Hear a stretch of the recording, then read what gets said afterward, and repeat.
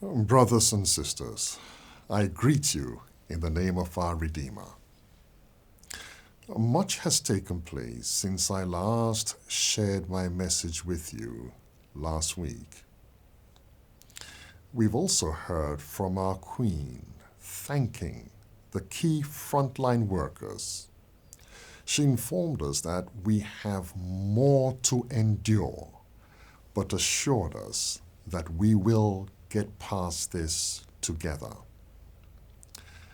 Through a video link, Prince Charles, while suffering with the coronavirus, officially opened the new 4,000-bed Nightingale Hospital in East London. Indeed, as the Queen says, we have more to endure. My brothers and my sisters, we are here for the long haul. Our Prime Minister, Boris Johnson, was hospitalized on Sunday. He was experiencing persistent symptoms of the coronavirus. Just yesterday, he was moved into an intensive care unit. As of this morning, here in the United Kingdom, we have 51,608 confirmed coronavirus cases. We also have 5,373 deaths. Praise God, we have 135 who have recovered from this virus. Some of those who have died are from our household of faith. Now, if there is a lesson that we can learn from this pandemic, it is this. This virus is no respecter of faith, age, race or ethnicity, or even social status. Whether you have an underlying health condition or not, the virus can take your life. And so we do well to stay at home and stop the spread of infection. My brothers and sisters, we've had to make some difficult decisions over this past weekend. And for the sake of transparency, I'd like to share these with you. We do not know how long this pandemic will last. Because of the lockdown, most of you will either be working from your homes. We have some frontline workers who have to risk their lives by going to attend to the sick. Others have been laid off. Businesses and organizations are being affected financially. As a conference, we have taken steps to ensure the safety of this, our organization. Now, in the past, I have intentionally refrained from talking about the finance during this difficult time. But the time has come for us to share with you some important information. The decisions that we have taken over this past weekend, and indeed ever since the coronavirus broke, have been based on two premises. Number one, we have to safeguard and ensure the pastoral care of our members. This is paramount. The second premise is this: to safeguard our organization, the South England Conference. As a conference, you know that we operate 3 primary schools: the Highland House in North London, Fleetwood in Plymouth, and Newbold in Binfield. Because our school buildings are closed and teaching is being done online rather than face-to-face, we've had to reduce the tuition fees and benefit from the government's job retention scheme. What is this government's job retention scheme? For the months of March, April, and May, the government is making available a grant for all organizations, including charities, to tap into. The government will pay 80% or up to £2,500 towards workers' salaries. A worker benefiting from this scheme is said to be on furlough.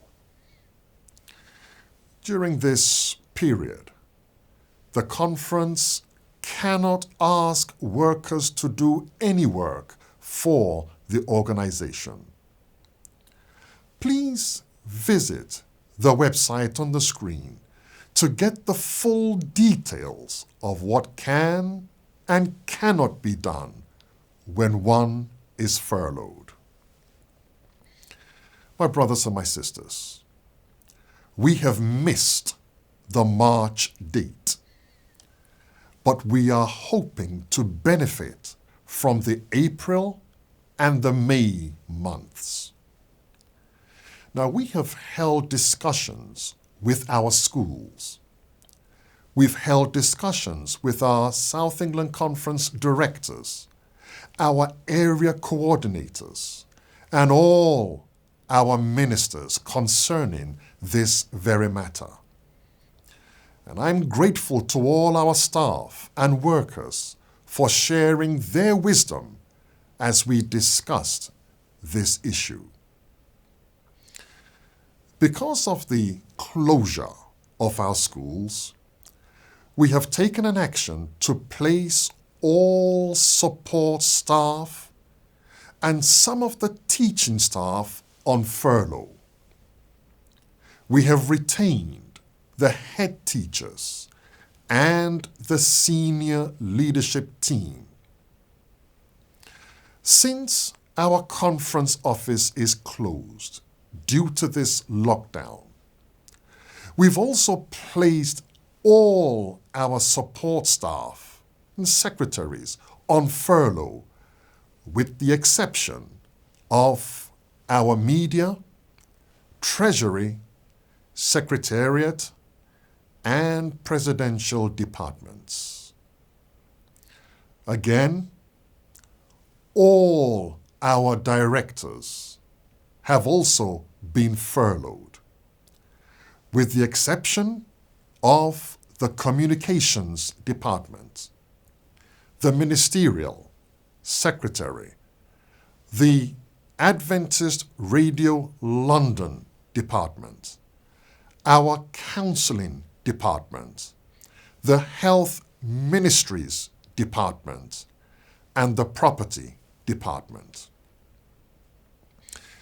Finally, we have furloughed most of our interns and licensed ministers for the next 2 months. We have looked at each area of our conference, and with the help and assistance of the area coordinators, we have ensured that a number of pastors will be available to take care of the pastoral needs of our members over the next 2 months. We will also be meeting with our elders from each area on Zoom to work with them as we navigate through the coming weeks. These meetings with the areas are going to be arranged by our area coordinators. We begin this evening with Area 2. Once again, let me reiterate, We are seeking to balance the pastoral care of our members and the survival of our conference when this pandemic has passed. And because we don't know when it will pass, we are doing our best to balance this. Please rest assured that all our workers, our teachers, support staff, and pastors will continue to receive their full 100% salaries every month. Those who are furloughed will not be disadvantaged in any way. We are simply trying to secure our cash flow and to preserve our conference and its employees from the short term to the long term.